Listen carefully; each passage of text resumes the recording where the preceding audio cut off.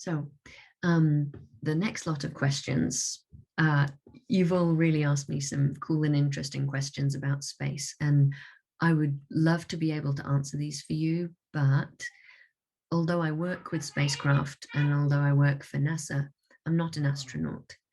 So I've never been into space myself. So I feel like it's better to pass you over to some real astronauts to answer some of your questions. So this first video that I'd like to link to is a video made by astronaut Chris Hadfield on the International Space Station. And it's a nice little show that he made called Chris's Space Kitchen. Let's talk about space food. In the early days of space exploration, food was mostly squeezed out of tubes and brought up in dehydrated packets. Today, we can have quite a variety of food.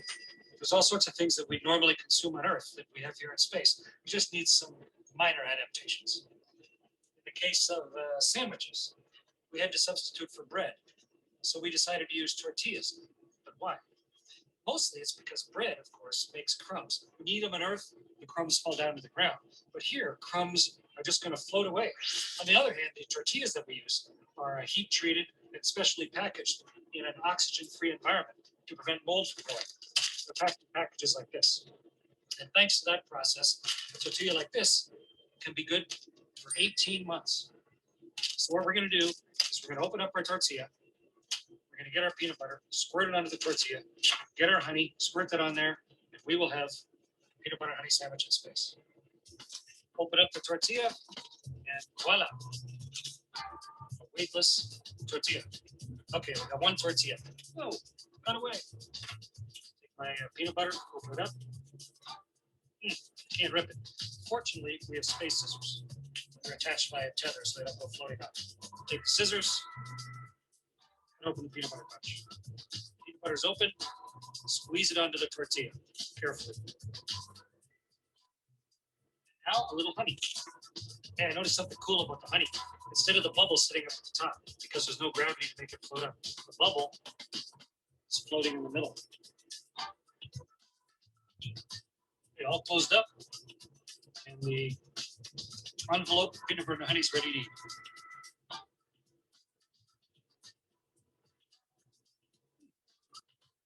Not too bad. Last piece of my sandwich. It's been pretty delicious. My hands are all sticky. Gotta clean up. We don't have a sink. We don't have running water. Gotta wash yourself up some other way. Disinfectant wipes. Cleaned up. Nice and hygienic on the space station. This goes in the trash. Lunch is over. Delicious.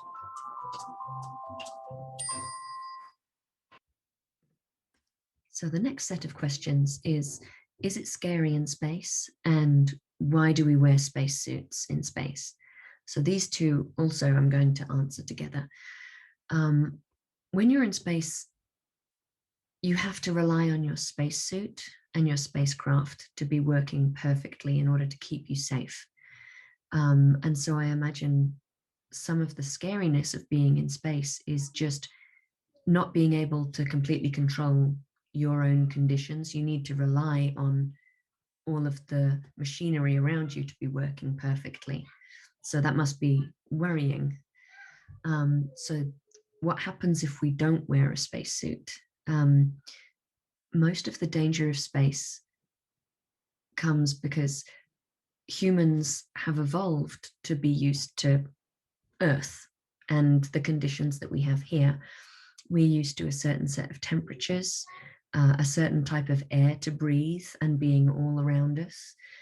And whenever we leave those conditions, so if we go out into space, or if we go down in a submarine deep under the water, those are not the right temperature and pressure conditions for us.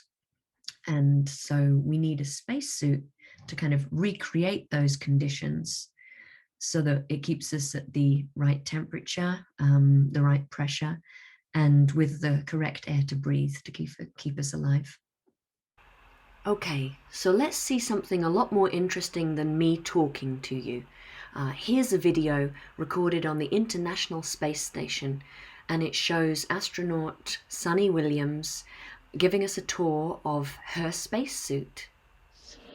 The spacesuit is pretty big, as you can see. It's like being a football player. Part of the reason it's so big and bulky is because of this backside, this backpack. It's like going on a hike with a backpack, but the backpack and the suit weighs about 300 pounds. Luckily, in space, nothing really weighs anything, so you don't feel that it's so heavy. But we need to have such a big suit because that guy back there is essentially the heart of the spacecraft. I call this actually a spacecraft. It has all the oxygen for you. It has all the carbon dioxide removal system for you. It also has a heating and cooling system to make sure to regulate our body temperatures while we're outside. It also has a computer. So it tells you on a display here if there's anything that is going wrong with the suit, if we're running out of oxygen, if we have too much carbon dioxide, or any type of electrical problem. So it's a pretty awesome little spacecraft, and actually got to go out, use my little spacecraft a couple times, and it worked like a charm. Lucky that it works very nice. You might want to see what the helmet looks like. It's pretty cool too. Because we don't usually go out like this, so you usually can see when the helmet's open.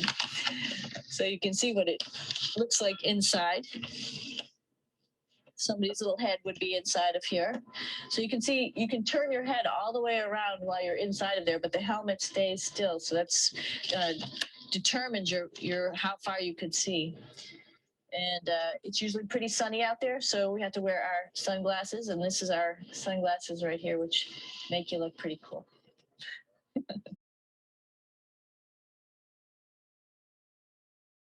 So to answer the question from Acorn class of what does it feel like to be in space, I'm definitely going to pass this over to British astronaut Tim Peake.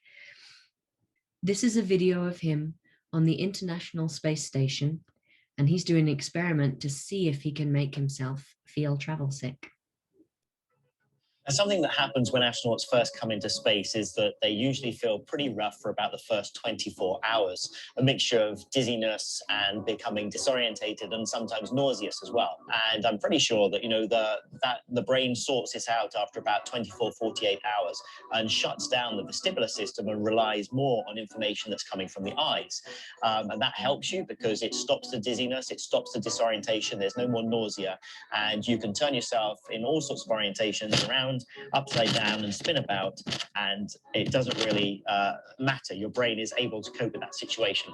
So I wanted to do a quick check today and just to see if I can make myself dizzy, and if I can make myself dizzy, how quickly can I recover, and does it make me feel unwell? So I'm going to get Tim to spin me around doing something that would probably make me feel quite sick down on Earth. So let's see how that goes.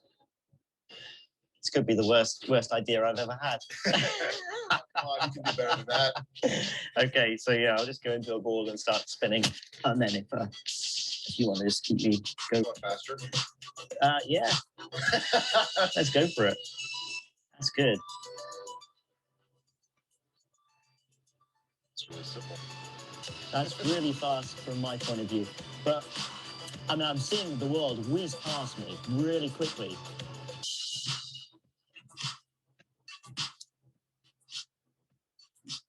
Okay, I'll see if I can.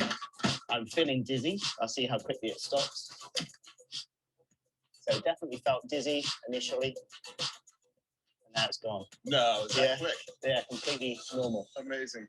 Yeah, and again, I wouldn't be able to kind of just get off a fairground ride spinning that quickly for so long and feel normal. Yeah. Crazy. It is amazing. It's a good demo. Yeah. Okay.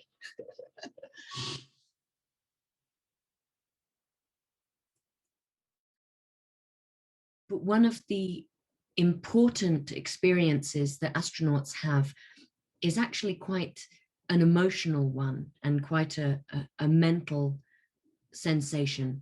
It's not all about what you physically feel. And so I wanted to end this video with an interview that Dr. Mae Jemison, another US astronaut, gave, and it was about how she experienced being in space for the first time. For me, the experience was one that made me feel very connected with the universe.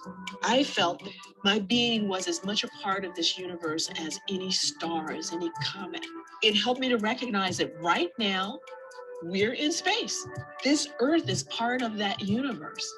That was my grand connection. And then I looked down and I saw Chicago. I thought about the little girl who had assumed she would go into space. What would my younger self have thought if she met me? And I think she would have been tickled.